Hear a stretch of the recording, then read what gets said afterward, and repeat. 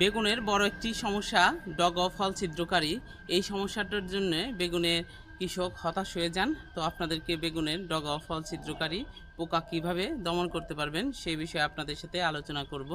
ডগা ও ফল ছিদ্রকারী পোকা এরা নিশাচর প্রাণী, রাত্রেবেলায় গাছের মধ্যে আক্রমণ করে এবং ক্ষতি করে থাকে।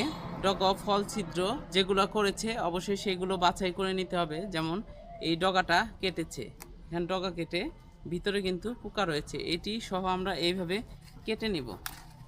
প্রতিটা গাছের যে ডগাগুলো হয়েছে সেগুলো কাটবো এবং যদি ফল থাকে এরকম আক্রান্ত সেটিকে অবশ্যই আমরা নির্দিষ্ট স্থানে মাটি চাপা দিয়ে দিব। যেসব বেগুনে ডগা ও ফল ছিদ্রকারী পোকার আক্রমণ হয় সেই জমিতে প্রথমে অবশ্যই ফেরোমন ফাঁদ পাওয়া যায়, সেটি আপনাদেরকে ব্যবহার করতে হবে।